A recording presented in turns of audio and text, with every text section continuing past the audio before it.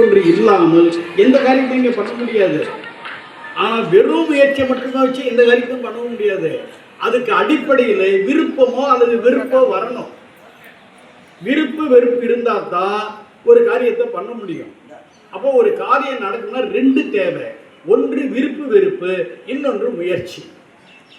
ஒரு வேலை முடிச்ச உடனே பலன் கிடைக்கும், உடனடியாக பலன் கிடைக்கும். அது என்ன பலன்? முயற்சிக்கு உரிய பலன், விருப்பு வெறுப்புக்குரிய பலன் அல்ல. அந்த விருப்பு வெறுப்பு என்ன ஆகும்னு கேட்டீங்கன்னா அடுத்த நிலையை அடையும். அதுதான் புண்ணியம், அதுதான் பாவம். இந்த புண்ணிய பாவம் எங்க இருக்கும்? நமக்கு உள்ளதான் இருக்கும், வெளியில எங்கேயும் போகாது. யாராலையும் வெளியில கொண்டு வர முடியாது, அது உள்ளதான் இருக்கும். அப்ப அது என்ன பண்ணும்னா, எப்படி ஒரு விதைய மண்ணில் போட்டா அது அது அது வந்து முளைத்து செடியாக வருவதற்கு ஒரு கால அவகாசம் எடுத்துக்கும் இல்லையா? அதுபோல நம்முடைய விருப்பு வெறுப்பு உள்ள இருக்கிறது ஒரு கால அவகாசம் எடுத்து எவ்வளவுன்னு யாராலையும் கணக்குப்பட முடியாது. இறைவன் தான் முடிவு பண்ணுவான். அந்த கால பக்குவம் வந்த உடனே அது வெளியில பயனுக்கு வரும். அதைத்தான் நாம் என்ன சொல்லுகிறோம் என்றால் இன்பம் துன்பம் என்று பேசுகிறோம். இதையே வேறொரு வார்த்தையில் பிராரத்தம் என்று சொல்லுவார்கள், அல்லது விதி என்று சொல்லுவார்கள். விதி வந்து விளையாடுது சார். ஒரு வேலையும் செய்ய மாட்டான், 1 கோடி ரூபாய் அவனுக்கு வரும். இவன் மாங்கன்னு உழைச்சிக்கிட்டே இருப்பான், ஒழுங்கான லாபமே கிடைக்காது. இதெல்லாம் எப்படி? வினைப்பையின் அடிப்படையில். அப்ப என்ன தெரிகிறதுன்னு கேட்டா, இந்த வினை என்பது உடம்பை கொண்டு செய்கின்ற வினை. முயற்சிக்குரிய பலன் உடனே கிடைச்சிடும், விருப்பு வெறுப்புக்குரிய பலன் உடனே கிடைக்காது. அது மெல்லமா கிடைக்கும். எப்ப கிடைக்கும்? இந்த பிறவியிலும் கிடைக்கலாம், இந்த பிறவியில கிடைக்கலன்னா அடுத்த பிறவியிலும் கிடைக்கலாம், அடுத்த பிறவியில ஒரு 10 பிறவிகள் கழிச்சு கூட கிடைக்கலாம். இதெல்லாம் நாம முடிவு பண்ணும், இறைவன் தான் முடிவு பண்ணுவான். எதுக்கு இந்த மாதிரி இறைவன் பண்றான் அப்படின்னா, நாம முயற்சியிலிருந்து விடுபட்டுலாம். சோம்பேறித்தனமா பெற்ற போய் படுத்துக்கலாம். ஆனா விருப்பு வெறுப்பு இல்லாம இருக்க முடியுமா? யாரால? பெட்டில படுத்தா கூட அங்க ஒரு விருப்பு வெறுப்பு வந்துட்டு தான் இருக்கும். அதை நீங்க கருத்து நிறுத்த முடியாது. விருப்பு வெறுப்பு நீங்கினால்தான் இறைவனை பற்ற முடியும். 1000 விருப்பு வெறுப்புகள் வச்சுக்கிட்டு உள்ள போய் நம்ம கோயில போய் வழிபாடு பண்ணா பெருமான அருள்வாளித்து விடுவாங்க. அது ஒரு முட்டாள்தனம் இருக்கு. அவன் வந்து ஏமாளி கிடையாது. உள்ள இருக்கிற ஏகாபரன் அதை எப்படிப்பட்டாலும் அவன் ஏமாளி கிடையாது, நம்ம ஏமாத்திடுவான். அதனால வெறும் பூசைகள் சடங்குகள் எல்லாம் பலன் தராது. உள்ள சிந்தனை வரணும், பகுத்தறிவு, மனநறிவு, பகுத்தறிவு அது நடக்கணும். உள்ள அது நடந்தாதான் இறைவனை புரிந்து ஒரு இறைவனை உள்ளுக்குள்ளாக பற்ற முடியும். அது பற்ற பற்ற பற்ற ஆன்மா உயரும் என்பதுதான் கருத்து. அந்த கருத்தை தான் இங்க சொல்றாரு. அறம் பாவம் என்று 2 அச்சம் தவிர்த்து. அச்சம்னா பயம்னு அர்த்தம். நமக்கு பயம் இருக்குதா இல்லையா? எல்லாருக்கும் வரும். நாளைக்கு என்ன நடக்க போகுது? இன்னைக்கு நிறைய யூடியூப்ல பாத்தீங்கன்னா பெரிய பஞ்சம் வரப்போகுதுன்னு சொல்லிட்டு இருக்காங்க, பெரிய நோய் வரப்போகுதுன்னு சொல்லிட்டு இருக்காங்க. மறுபடியும் கொரோனா மாதிரி ஒரு நோய் வரும். எத்தனை பேர் அடிச்சுட்டு போறதுன்னு தெரியல. நாம விழிப்பா இருக்கணும், இறைவனை பற்றி கொண்டு நாம தப்பிச்சிடுவோம். இறைவனை பற்றலை அப்படின்னா தப்ப முடியாது. சொல்ல வந்த கருத்து என்னன்னு கேட்டீங்கன்னா, அறம்பாவம் என்று 2 அச்சம் இருக்கு, பயம் இருக்கிறது. இந்த பயம் போகணும். முதல்ல நல்வினை பயனாகி இன்பம் வந்தாலும் எனக்கு அது நான் துள்ள மாட்டேன், தீவினை பயனாகிய துன்பம் வந்தாலும் நான் துவண்டு விட மாட்டேன் என்ற நிலையில பயம் போகணும். பயம் போகணும்னா பயப்படாத ஒருத்தன் இருக்கிறான், அவன் கேட்கணுமா, அவனை பற்றி கொண்டா நமக்கு பயம் வர. மார்க்கண்டேயன் யாரை போய் பற்றலாம்? யமன் வந்த உடனே அந்த கருத்து நமக்கு வரணும். யம பயமும் வரக்கூடாது. நான் திரும்ப திரும்ப சொல்றேன், மனிதர்களுக்கு குறிப்பிட்ட வயது கடந்தால் மரண எண்ணங்கள் வரும். அதை இங்க கருத்து நிறுத்த முடியாது. ஆனா மரண பயம் வரக்கூடாது. மரண பயம் வேறு, மரண எண்ணங்கள் வேறு. இதெல்லாம் சித்தாந்தம் படித்தாதான் இந்த நுட்பம்லாம் வழங்கும். எனவே இந்த வகையில சொல்கிற அறம்பாவும் என்று 2 அச்சம் தவிர்த்து என்னை ஆண்டு கொண்டா. இறைவன் ஒருத்தன் தாங்க. பயப்படாதே, அஞ்சாதே என்று சொல்லக்கூடிய ஆற்றல் வாய்ந்த ஒரே ஒருவன் சிவபெருமான். அவனை பற்றி கொண்டால்தான் பயப்படாமல் இருக்க முடியும். இல்லாட்டி போனால் உலகத்தில் எவனுக்கோ பயந்துட்டு இருக்கு. இன்னைக்கு உலகம் அப்படித்தான் இருக்கிறது.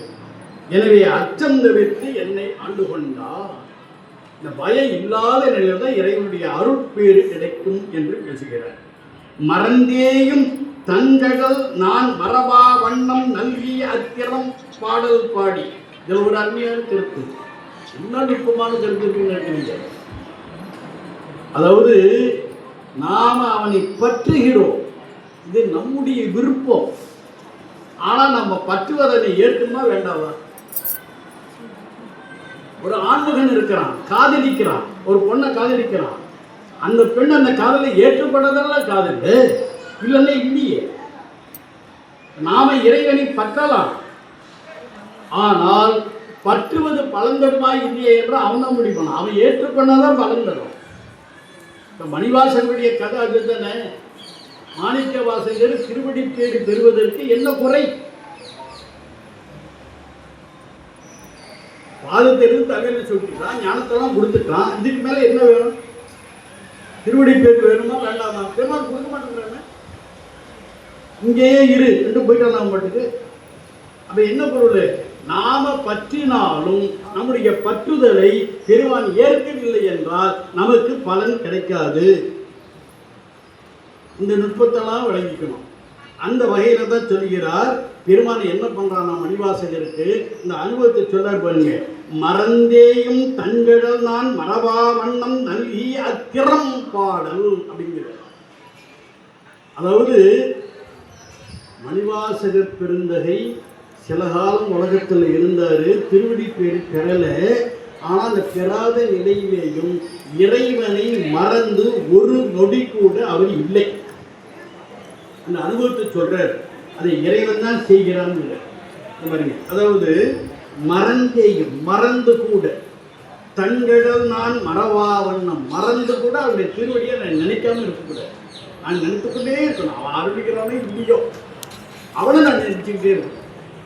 அதிலே அவனுடைய திருவடியை நான் நினைத்துக் கொண்டே இருந்தேன். அதற்கு என்ன காரணம் என்றால் அந்த திறத்தினை அவன்தான் எனக்கு கொடுத்தான். நல்கிய அத்திறம் பாடல் பாடி. இது எவ்வளவு பெரிய உண்மை! காதலனுடைய காதலை காதலி ஏற்கவில்லை என்றால் அந்த காதல் பலன் தரும். இறைவனை பற்றுகின்ற பற்றியை இறைவன் ஏற்கவில்லை என்றால் அந்த பற்றி நமக்கு பலன் கொடுக்காது. எவ்வளவு பேர் நிற்போம். அதுதான் சொல்றாரு, நான் அவனை பற்றி கொண்டேன். எப்பொழுதுமே பற்றி கொண்டிருக்கக்கூடிய ஒரு அருளினை அவன்தான் வழங்கினான். அதனால்தான் அவனை நான் மறவாமல் இருக்கிறேன் என்று பேசுகிறேன். இந்த அனுபவத்தை எல்லாம் பாடி பாடி தெள்ளையனும் கொட்டாமோ என்று கேட்கிறேன். அது என்ன வியப்புன்னு கேட்டீங்கன்னா, மணிவாசகரை போல தன்னுடைய ஞான அனுபவத்தை சொன்னவர்கள் இல்லை. இதனுடைய தொடர்ச்சியாக தான் வள்ளல் பெருமான் பாடு. அவரும் ஞான அனுபவங்கள் இதனுடைய தொடர்ச்சி. நீங்க மணிவாசகருடைய திருவாசகம் வள்ளல் பெருமானுடைய அருட்பா ரெண்டையும் விட்டுட்டீங்கன்னா ஞான அனுபவம் எப்படி இருக்குன்னு யாருக்குமே இதெல்லாம் பார்க்க முடிகிறது. அதை அடுத்து பாருங்க. அடுத்த பாட்டு, கல்லார் உரித்து என்னையும் தன் கருணையினால் பொன்னார் கடல் வடித்து ஆண்ட வீரான் புகழ்வாடி மின்னேர் நுழைஞ்சிடை சென்று வருவாய் விண்ணகையீர் தென்னா தென்னா என்று தெள்ளையேனும் கொட்டாவோங்கிற ஒரு அரிய கருத்து. என்ன சொல்றாரு? கல்லா உரித்தன்ன. தேங்காயில நார உரிக்கலாங்க, கல்லில் நார உரிக்க முடியுமா? ஏன் சொல்றாரு? என் மனம் அப்படி இருக்கிற அன்பு என்று ஒன்று இல்லாமல் என்னுடைய மனம் கல் போல இருக்கிறது. இந்த கல் போல இருக்கக்கூடிய மனத்துல நார உரிக்கிறான் பெருமான். அப்ப என்ன அர்த்தம்னு சொன்னா, அவனுடைய அருள் இல்லாமல் அவனை பற்ற முடியாது. அவன் அருளாலே எனவே கல்லார் உரித்து என்னையும் தன் கருணையினால் பொன்னார் கடல் பணித்துங்கிற பெருமானை என்ன பண்றான்? நானா அவனை புரிந்து கொண்டு பற்ற முடியாது. அவனே எனக்கு அந்த ஞானத்தை எல்லாம் வழங்கி அவனே என்னை ஆட்கொண்டான் என்று பேசுகிறார். அப்படி கடல் பணித்து ஆண்ட வீரான் புகழ்வாடி தெள்ளையனும் கொட்டாமங்கிற இதுல இது நம்ம தமிழ் இலக்கியத்துக்குள்ள ஒரு தனி மரபு. ஒரு கருத்து சொல்லணும்னா எதிரே யாராவது உட்காந்தா தான் சொல்லணும். எதிரே யாருமே இல்லை, நான் மறுபடியும் பேசிட்டு இருந்தேன். என்ன நிலை? இப்போ மணிவாசகர் பாடுகிறார், முன்னிலைப்படுத்தி பாடுகிறார். யாரை முன்னிலைப்படுத்தி பாடுகிறார்? திருவண்ணாமலையில் இந்த பெண்கள் எல்லாம் கல்யாணம் கொட்டி உலகியல் பாட்டை பாடிக்கொண்டிருக்கிறார்கள். அவர்களை முன்னிலைப்படுத்தி பாடுகிறார். அது என்ன அழகாக சொல்றாருன்னா, மின்னே நுடங்கிடை. இந்த பெண்கள் எப்படி இருக்கிறாங்கன்னு சொல்றாரு. நுடங்குதெல்லாம் வளைதல்னு அர்த்தம், அசைதல்னு அர்த்தம். அந்த பெண்களுடைய இடைப்பகுதி, இடை இடை எப்படி இருக்கணும்? உடுக்க மாதிரி இருக்கணும். பெருமாள் உடுக்க வச்சிருக்கிறாங்க. உடுக்க எப்படி இருக்கும்? மேலையும் கீழையும் அகலமாக இருக்கும், நடுவில் சின்னதாக இருக்கும், குறுகி இருக்கும். அவர் பெண்ணோடம்பு அப்படி இருக்கும். மேலே மார்பகம் பெரிதாக இருக்கணும், கீழே புத்தம் பெரிதாக இருக்கணும், இடையில இடை சின்னதாக இருக்கும். இன்னைக்கு நிலமா மாறிப்பாச்சு. சிந்திக்கலாம், என்ன காரணம் சிந்திக்கலாம். அப்படிதான் மணிவாசகர் காலத்தில் பெண்கள் இருந்தார்கள். அதுதான் உடல் ஆரோக்கியத்திற்குரிய வழிமுறை. இன்னைக்கு ஏன் நோய்வாய்ப்படுகிறார்கள்னா அந்த மாதிரி உடம்பு அமைப்பு இப்போ இல்லை. அதுக்கெல்லாம் பல காரணங்கள். சிந்திக்கணும், சிந்தித்தோன்னா பல உண்மைகள் வரும். அப்புறம் சொல்லிக்கிறார்.